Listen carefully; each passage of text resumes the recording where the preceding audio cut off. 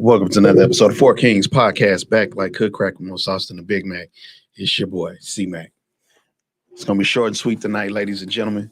Um, as you can see, this is a one-man show tonight, and I think that it's appropriate to have it to be a one-person show tonight.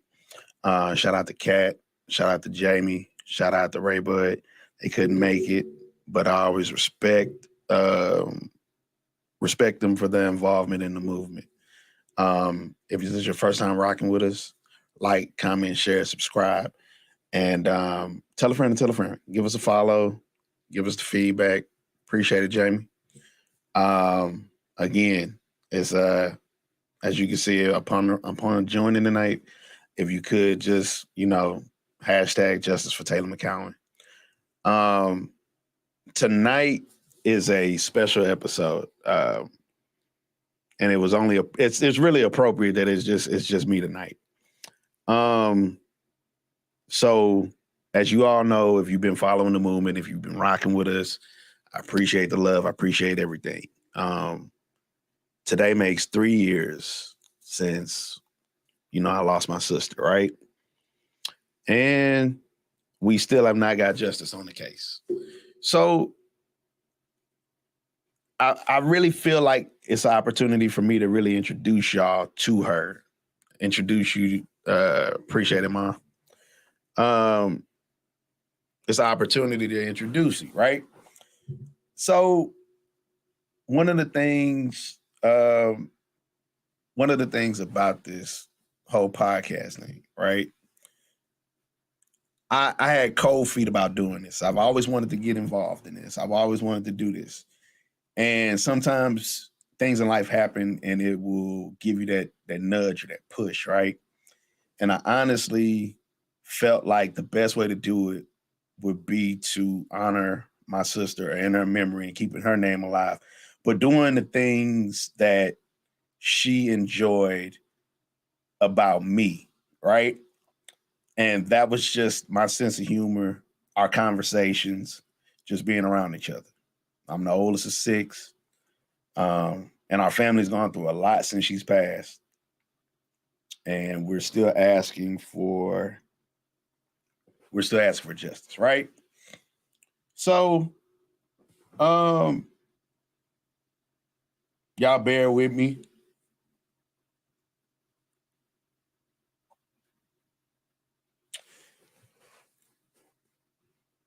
Appreciate it, Jamie.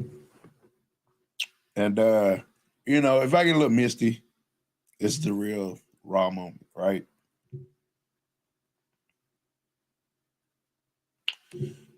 That's fine. All right. So, like I said, I wanted to do the show. I wanted to do the podcast. I've talked about it in several circles. And, you get together with people who you feel like would be best suited to do something like that, and you always look with your inner circle. And what's funny is that I have now expanded my circle. I've gained new family, new friends behind doing this, right? And so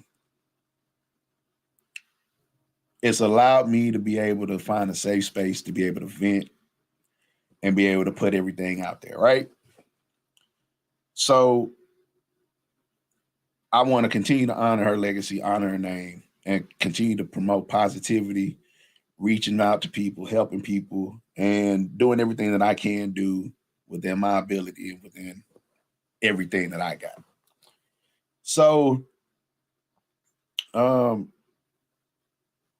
I mean, I honestly don't even know where to start. Right? She was, if you're familiar with the story, 3 years ago she passed. Um, like I'll never forget it. So January 30th, January 31st, I was in the office. I was working. Got a call. She had an accident. So I rushed to San Antonio. We get there, and from that point on, my life is never the same. And the family goes through the motions. We experience what we experience, and you know how they say that times like that, family tend to pull together. We didn't experience that. We've had a very tumultuous time from around that time to now, right? So it's been rough. And like I said, I appreciate everybody for rocking with us, supporting the movement. But you know, that's why it's so important for people to keep raising that awareness about not drinking and driving. Because she wasn't doing anything to anybody. She was driving home and somebody drove up the exit on on the freeway as she was exiting off, hit her head on. And so what I can honestly take away from that is that we need to advocate in the community more. We need to be able to tell people to not drink and drive, right? I can't believe I thought I was all right, but it's all good. So we really need to advocate more, right? Anytime you see somebody drinking and driving, tell them stop. Tell them call an Uber. Tell them call a taxi. If you really tell a police officer that you had too much to drink, they'll take you home. You know what I'm saying? Like, we honestly really gotta start doing better. I always say this all the time on the show. Like, if you know better, you do better, right? So if you know somebody that had too much to drink, tell them, hey, fam, you had too much to drink. Let me call you an Uber. Let me call you a Lyft. Let me call you somebody. Better yet, let me drive you home. Too many people go out here and do this every day. I mean, I'm tired of waking up on and watching the news and seeing people who have passed away. Um, yeah, and I'm tired of seeing people being killed because people are drunk driving. We got to stop this. We got to do better. Um, and the other thing about it is that the legal system is so slow about completing these cases. Like, it's been 3 years for my family. Some families go 4 years. Some families go, you know, it varies. But you know what's funny um when you got a political figure, when you got a public figure, when you got somebody who has some kind of notoriety, when they're involved, it almost expedites it because the attention that is drawn to the case.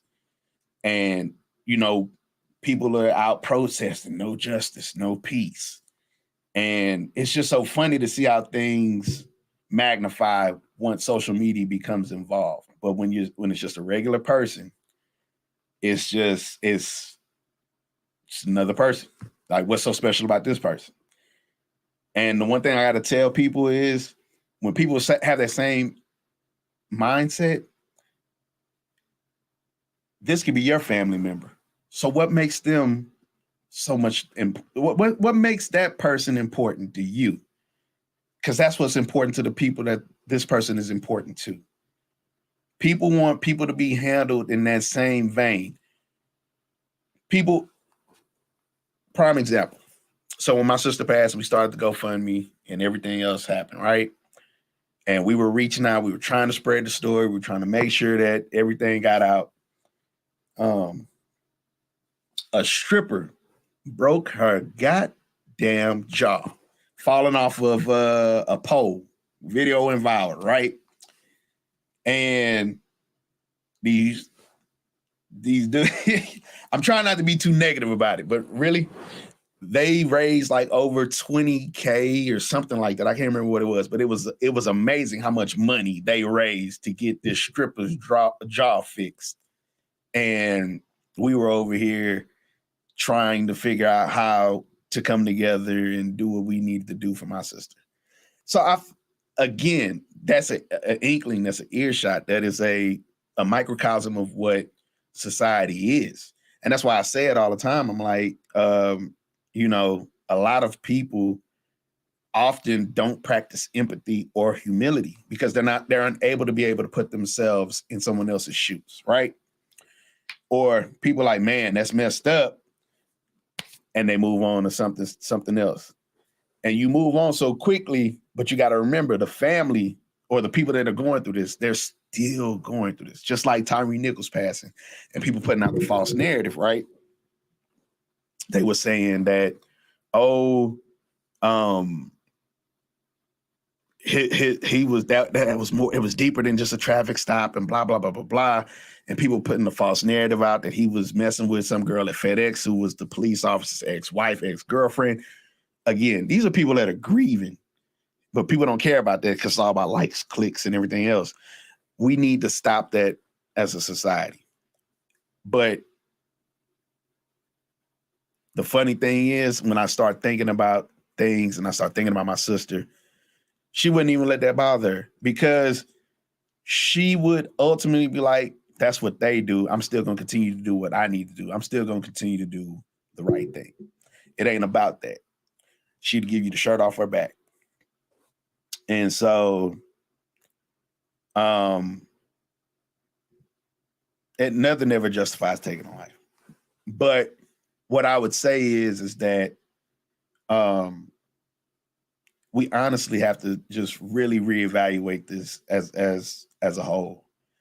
And the one thing that people need to start putting more emphasis on is holding the justice system accountable, because it shouldn't take this long. Because until there's closure on every aspect of that case, the family cannot move on. And unfortunately, my family cannot move on. Even once the case closes, I still probably plan on continuing the podcast. Why? Because this is something that's going to continue to keep her name out there, to keep that story out there, and that's the same person that's tatted on my arm. Like, she'll always be with me.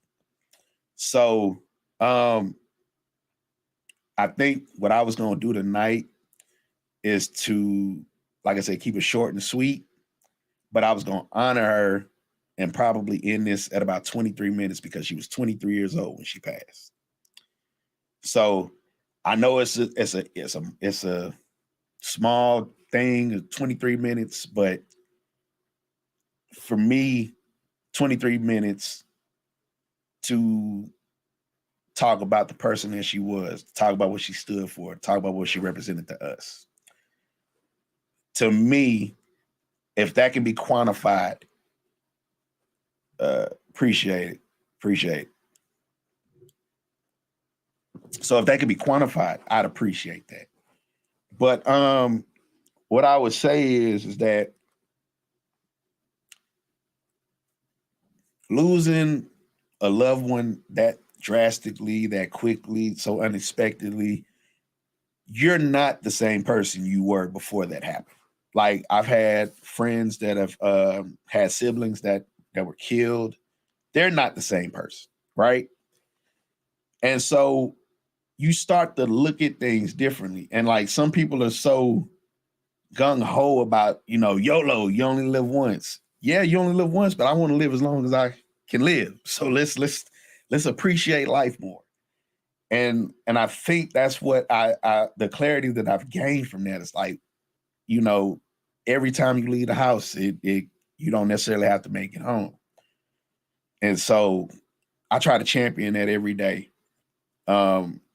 I will say some of my perspectives and some of the things that I do have changed because I'm not the same person that I was going through that. But what I can say is I'm trying to do right and I'm trying to do better. And that's all that I can do. That's all I can ask anyone to do is try to do better. Um, you know, I didn't even want to have a theme tonight about, again, I didn't want to have Valentine's Day or anything like that. But this is what it is. Let's see. When you lose a family member, that's a forever link. Yeah, never will be the same. Yeah. Yeah. Yeah. You hit it right on the head. You have to learn yourself all over again. So, um, man, it's still justice. We gonna do something. I don't know what else could be done, but we've done the news, we've done everything, and I appreciate everything that everybody's done. Um, it's been a hell of a day. I actually sat back and thought about whether or not I was gonna do this today, right? Because part of being a man and part of being, especially in my position in my family, I'm the oldest. I am a father, I'm a husband, and you have to be able to, you're right. Society has normalized tragedy. Appreciate that, see. But again, we the role that I take on, it has really put me in a space that where I've had to really try to simplify some things. I have had to relearn some things. I've had to make these adjustments. Um, but let's see. Nah, I mean, we can do Mad Mom. That's fine. I'm not really interested in going back and doing another news expose or whatever. I'm good, but I'm really good. I mean, if that's what you choose to do, I'll support you. But I'm good. Again, let's see. Okay, so what I want to again, I want to leave everybody with this. So I learned something. This is something that I did learn along the way. A lot of people are so upset about how strict some of these consequences are for drinking and driving. But they say it takes about 13 times before you're actually caught driving drunk. Some people do this habitually, and this is a behavior that we have to stop. Being under the influence, if you want to be doped up, whatever, driving, don't do it. Like, just do the right. If you want to get messed up, stay at home. Call a cab, call an Uber, call a taxi, call whatever. You got all these options. But to get out there and get behind the wheel, you are rolling the dice. You're playing with somebody's life, and you're playing with your own life, and you're playing with your own livelihood. So the only thing that I can tell people is there's no reason in 2023 that this should still be going on at all. Um, I'm almost at that 23 marker. I might even just basically, I don't know. But shout out to everybody though. I appreciate it. It's been a rough day. Not in the sense that I've been emotionally disturbed all day. It's just been a rough day. um yeah, I really don't have anything else to say. So I'm gonna leave it at this. I'll tell a story. And I tell a story often. Well, this is one of the things I'll never forget. So my sister was a twin.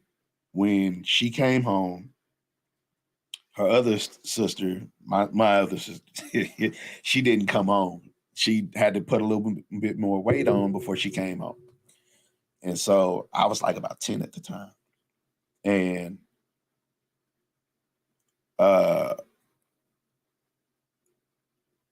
I'm sitting up here asleep and I hear crying. So I get out of my bed and it was my sister. I go in there, I grab her, bring her in the room with me, talk to her, hold her and everything else, and just, do the big brother thing. So that was one thing that I always remember. I remember taking her to go play basketball, supporting her at the softball games, because no matter what happened with, uh, yeah, yeah, no matter what happened, no matter how much I advanced in life or whatever, I always made sure that I still was big brother and I'm still around. So, but again, it's that learning that over again, trying to come back to who you are and find out what the new thing is and the new routine. So what I'll say is that again, it's still justice for Taylor McCowan.